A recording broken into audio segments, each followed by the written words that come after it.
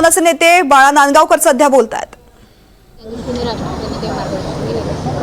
ही गोष्ट खरी आहे की आज साहेबांबरोबर आमची नेते मंडळीची बैठक झाली। खरं पाहता ही बैठक 5 तारखेला होती, पण 5 तारखेची बैठक काही अडचणीमुळे आज करण्यात आली आणि त्या बैठकीचा जो काही विषय होता तो आमचा संघटनात्मक विषय होता।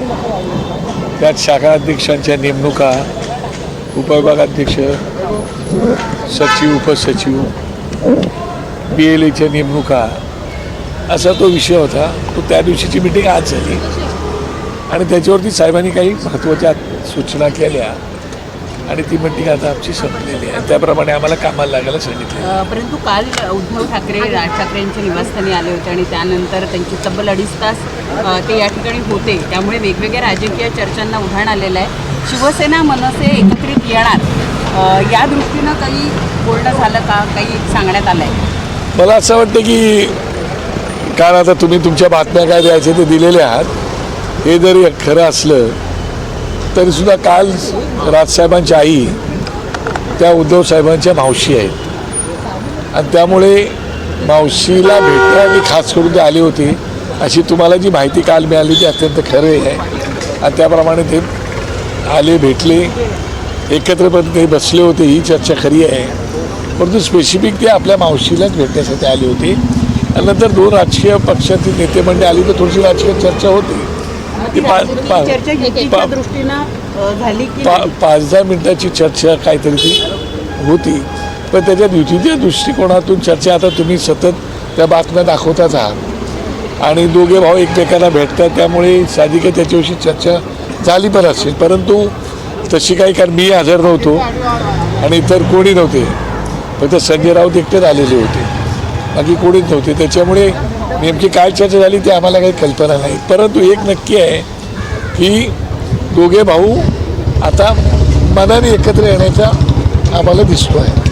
राजकीयदृष्ट्या हे एकत्र येतील का आणि दसरा यांना उद्धव ठाकरे यांच्याकडून मिळाले का आणि मिळालं असेल तर राज ठाकरे मेळाव्याला उपस्थित राहणार? मला असं वाटतं की बघा त्यांचा एक पक्ष आहे आणि त्यांच्या पक्षामध्ये शिवसेना या पक्षाची परंपरा बाळासाहेबांपासून चालत आलेली आहे की दसरा मेळाव्याला त्यांचा मेळावा होतो आणि तुम्हाला माहिती आहे की आमचा पक्ष झाल्यापासून आम्ही सुद्धा गुढीपाडव्याला मेळावा घेतो।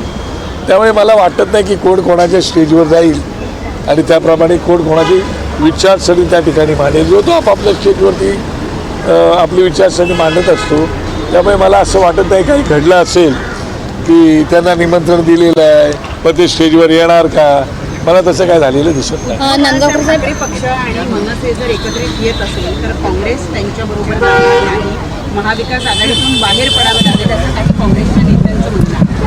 उद्धव ठाकरे महाविकास आघाडीतून बाहेर पडतील किंवा इंडिया आघाडीतून बाहेर पडण्याची वेळ येईल आणि कदाचित भावासाठी ते तसं मान्यही करतील असे अंदाज सध्या बांधले जात आहेत। एकंदरीत उद्धव साहेबांची जर तुम्ही भूमिका पाहिली तर त्यांची भूमिका अशी दिसते की आम्ही दोघा भावांनी एकत्र यायला पाहिजे, मग त्यासाठी ते कुठल्याही गोष्टीला ते तयार आहे आणि त्याच्यामुळे परंतु अजूनपर्यंत या विषयावरती काही डिस्कशन आमचं झालेलं नाही, काय करायचं काय नाही करायचं, पण चर्चा चालू आहे एवढं मात्र निश्चित आहे, पण या विषयावरती काही चर्चा नाही। महाविकास आघाडी तयारी दाखवली तर मनसे काँग्रेस बरोबर जाईल का? म्हणजे हा हायकमांडचा विषय आहे, त्या विषयावरती मी बोलणं पण उचित नाही। या विषयावरती तेच बोलते ते आणि तुम्हाला कल्पना आहे की विचारसरणीमध्ये फरक असतो, ध्येय धोरणात फरक असतो, दिशा, या सगळ्या गोष्टींचा विचार करावा लागतो। त्याप्रमाणे राज ठाकरे साहेब त्याच्यावरती मवियात प्रवेश करू शकते मनसे एकत्र येत असतील युतीच्या माध्यमातून, तर मनसैनिकांकडून उद्धव ठाकरे यांना विचारसरणीच्या मुद्द्यावरती महाविकास आघाडीतून बाहेर पडण्याचा प्रश्न त्यांच्यापुढे नाही, मला असं वाटतं हा तो आता त्यांचा मनाचा प्रश्न आहे, परंतु अजूनपर्यंत 2 पक्ष एकत्र आलेत का ते अजून काय त्याचं झालेलं नाही, त्यामुळे त्या विषयावरती भाष्य करणं पण उचित नाही। पण मनसे मवियात सामील होईल का असाही एक प्रश्न त्या मी तुम्हाला तेच म्हणालो की विचारसरणीचा विषय आहे, त्या बाबतीमध्ये अजून काही आमच्यामध्ये डिस्कशन झालं किंवा आजही त्या मिटिंगमध्ये आमच्या हा काय विषय नव्हता। पण सर आघाडी नाही पण उद्धव ठाकरे यांच्यासोबतची युती अशा संदर्भातला कुठला फॉर्म्युला याच्या संदर्भात चर्चा चालू आहे? मला असं वाटते, मला तुम्हाला सांगायचं तेच आहे की अजून निवडणुका जाहीर झालेल्या नाही, अजून काहीच झालेलं नाही। आजच्या वेळेला जर तर वरती बोलणं मला काही उचित वाटत नाही। पण स्थानिक लेवलच्या नेत्यांसंदर्भात देखील चर्चा होणं अपेक्षित आहे असं वाटतं, कारण स्थानिक लेवलला अनेक राजकीय पक्षांचे जे नेते आहेत त्यांच्यामध्ये वादविवाद मोठ्या प्रमाणात असतात, तर त्यांची मतं देखील घेणं महत्त्वाचं आहे. मला असं वाटतं की कुठलाही पक्ष स्थानिक पातळीवरच्या निवडणुकीच्या बाबतीमध्ये स्थानिक पातळीला विचारात घेऊनच निवडणुकीचा निर्णय घेतला जातो, कारण त्यांना तिथल्या जवळची माहिती असते आणि त्याप्रमाणे तो निर्णय होईल. अजून त्याच्यावरती आम्ही काही चर्चा केलेली नाही, पण लवकरच त्याच्यावरती चर्चा होईल. पण मग या स्थानिक स्वराज्य निवडणुकीसाठी दोन प्रमुख नेत्यांमध्येच चर्चा आहे की अमित ठाकरे आणि आदित्य यांच्या सोबत देखील काही चर्चे? मी तुम्हाला तेच म्हणालो की अजून त्याला मूर्त स्वरूप कुठल्याही बाबतीत आलेलं नाही. मुळात दोन पक्षांची युती झाली पाहिजे, ती एकदा झाली की या गोष्टीला सुरुवात होईल. ती अजून तशा प्रकारचं मूर्त स्वरूप आलेलं त्या नाही. युतीच्या घोषणेसाठी दसऱ्याचा मुहूर्त गाठला जाईल का? अरे आमचा गुढीपाडव्याचा पण मुहूर्त आहे ना. मग नाही, गुढीपाडवा बराच लांब आहे, अजून दसरा जवळ आला. तो पण मुहूर्त आहे आणि ती त्यांची भूमिका मांडत असतं. त्यांची भूमिका ते काय बोलतात ते परवा आम्ही पण ऐकू. सर, शेवट एक मिनिट, मतदार याद्यांविषयी राज ठाकरेंनी मार्गदर्शन केलेलं होतं. मुंबईत वॉर्ड पुनर्रचना त्याच्यावरच्या सूचना हरकती आल्या, ठाण्यातल्या आलेल्या आहेत, त्याविषयी काही चर्चा झाली का? बिलकुल चर्चा त्या विषयावरती झाली आणि आम्ही आता लवकरच सोमवारची वेळ इलेक्शन कमिशनजवळ आम्ही मागितलेली आहे. सन्मान्य वाघमारे साहेब आणि सन्मान्य चोकलिंगम साहेब त्यांच्याकडे आमचं शिष्टमंडळ जाणार आहे. त्यावेळेला तुम्ही तिकडे यालच, त्याला आम्ही काय मागणी करणार आहोत त्या विषयावरती तुम्हाला माहिती दिली.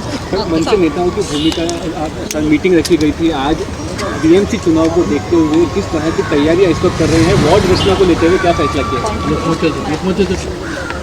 ये बात सही है कि आज राज ठाकरे साहब ने मीटिंग ली थी और उस मीटिंग में हमारे सभी नेतागण हाजिर भी थे और उस मीटिंग में हमें हमारे अंतर्गत जो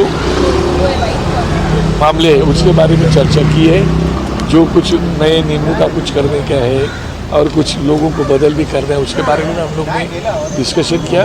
उसके साथ ये जो आने वाला इलेक्शन है उस इलेक्शन के बारे में क्या करना है, कैसे करना है, उसके बारे में भी चर्चा हो गई है और इसके लिए हम लोग अभी इलेक्शन कमीशन को भी मंडे को मिलने वाले हैं.